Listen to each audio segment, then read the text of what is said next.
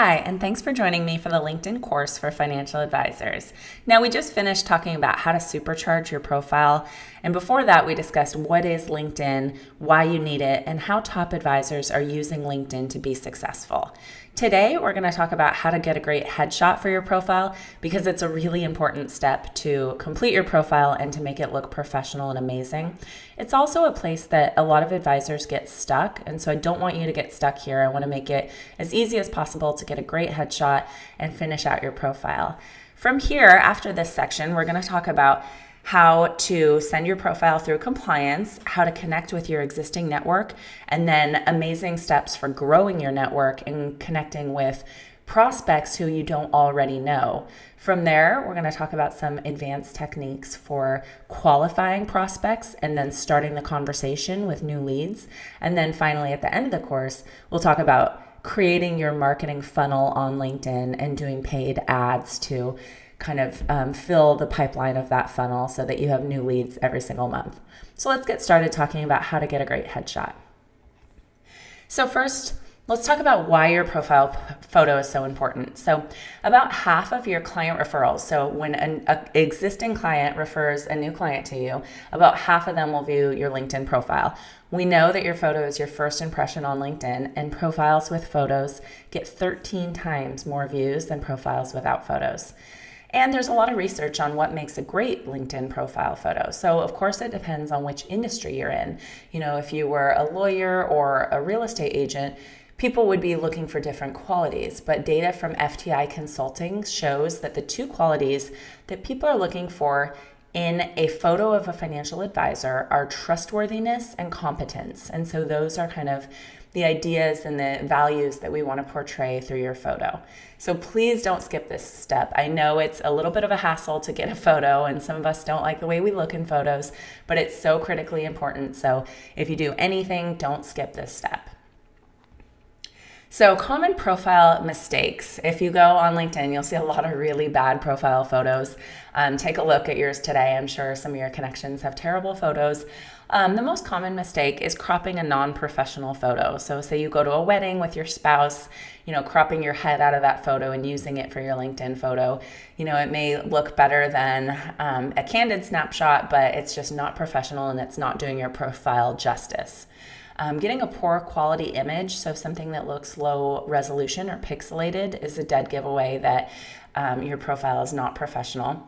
Any photos that you're not looking at the camera don't portray trustworthiness. You want to make sure that you have direct eye contact with the camera. Wearing sunglasses is something that people in general, when they see a photo of a person wearing sunglasses, they don't deem them as trustworthy, so you definitely want to avoid that. Busy clothing that distracts from your face, and then an oversaturated photo. And so that has to do with the coloring of the photo, and I'll show you an example of that. So let's look at real life awful LinkedIn profile photos. So these are people that I'm actually connected with. So think about, when somebody is referred to you by an existing client, they're trying to decide if they would trust you with their life savings. So would you give any of these people your life savings to invest? So the person on the left, is obviously too busy to look at the camera because he's on his cell phone. He also is wearing sunglasses. It just doesn't look like a competent or trustworthy photo. The second one is an example of an oversaturated photo, and so you can see the colors look really bright, so you want to avoid that. He also has a drink in his hand, sunglasses, and he's not looking at the camera, so he's kind of the triple threat of mistakes, and maybe the quadruple threat because he also has cropped himself. So this is kind of a perfect example of a bad LinkedIn profile photo. Even worse than that, though, is the one to the right, which is the default photo that LinkedIn will put up if you don't have a profile photo. It's kind of this shady character that is this questionable figure. So any profile photo is better than what LinkedIn will put up there if you don't have a photo. So make sure you choose something. And then the one on the right, it looks like he's cropped it out of a photo where he's at a wedding or something. But the problem beyond that is that it's very low resolution and pixelated, so you can't see his face. And so it just doesn't meet any of our criteria for a great photo. So let's look at some examples of good LinkedIn profile photos. So the two gentlemen on the left are two of my clients who are wonderful people, advisors out of Palm Springs, and they look, as you can see, they look trustworthy, they look authentic, warm, experienced, capable, competent. One thing that you'll notice is that their clothing is really understated, so it's not distracting from their faces at all, and the background is white. And I always recommend a white background for LinkedIn just because the way that LinkedIn displays your profile, there's a lot going on in your profile. There's a lot of colors, there's a lot LinkedIn's interface is pretty busy. And so the less we can have going on in your photo, the better your profile is going to look. So a white background is ideal. And this photo on the right shows, an outdoor background, which is fine, but it's definitely understated and it's kind of blurred out so that we can focus on the person's face. And so that's really what you want to go for. The cropping for all of these is great. You want to crop about around your shoulders so that we have a clear image of your face. And so these are great examples of profile photos. So let's talk about how to get a great headshot. So the first thing you need to do is find a good business photographer in your area. So I recommend using Yelp for this search. And so if you haven't used Yelp, it's a third-party independent search engine for local services. So a lot of people use it for restaurants, but you can also use it for service providers like photographers. And so to find most of the photographers on Yelp are going to be wedding photographers, and you don't necessarily want to use a wedding photographer. You want to use somebody who's experienced in business photography. So I recommend searching for headshot photographer, business photographer, or session photography. And that's just when you pay a flat rate to a photographer for 1 hour of photography. And so go ahead and do one of those searches. If you have a really small local area, if you live in a small town, you may need to do all of those searches to find the candidates that you want to check out.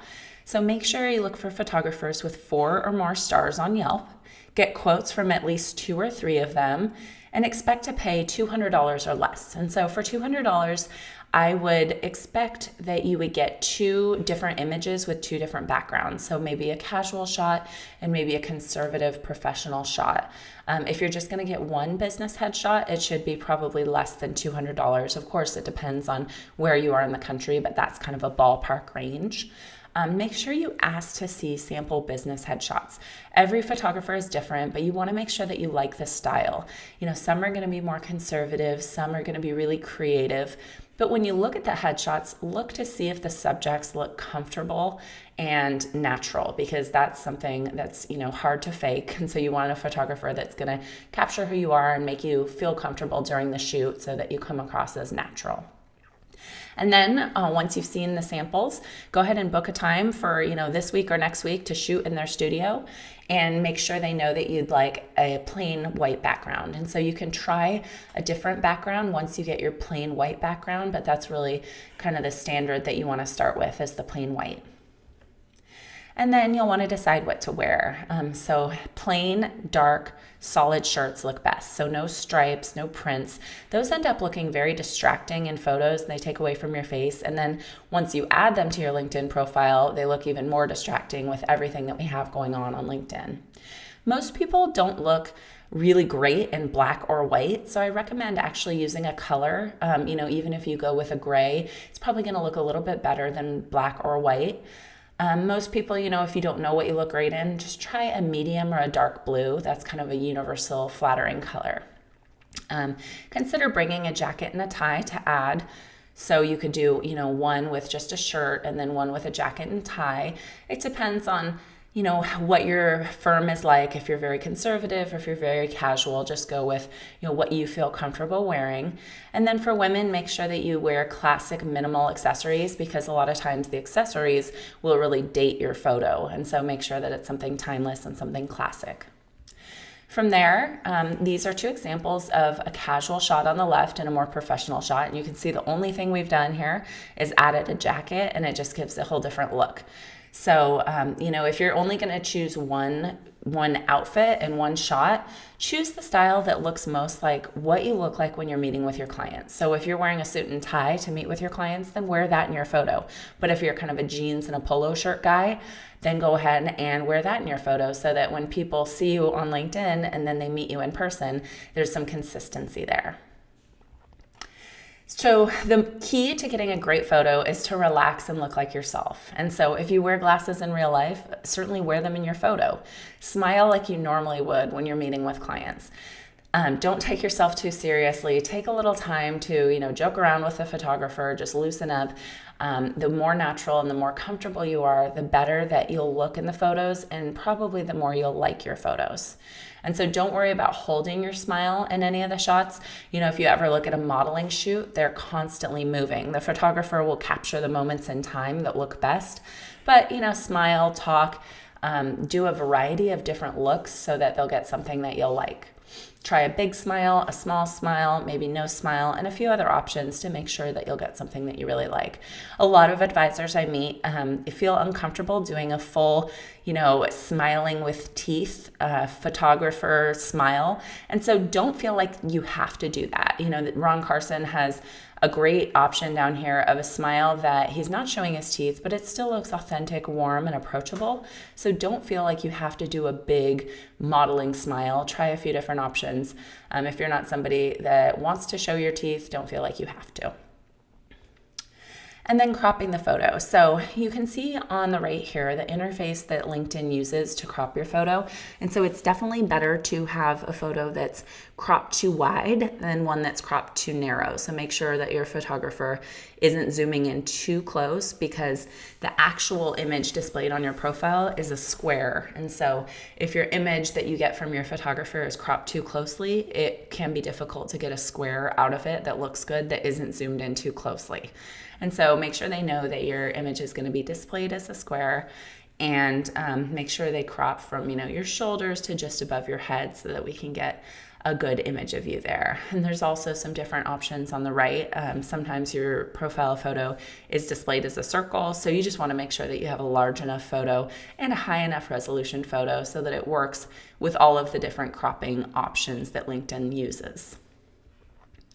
If you don't like your photo, I recommend asking a friend or a spouse to choose the best shot of you. So show them the previews that the photographer sent for you and have them choose the best shot, and go with that one. If you really hate all of the pictures, and I've seen this happen, go ahead and try black and white. A lot of times advisors who don't like their photo in color, once we turn it to black and white, they're okay with it. So ask the photographer to take your favorite image from the shoot and just turn it black and white.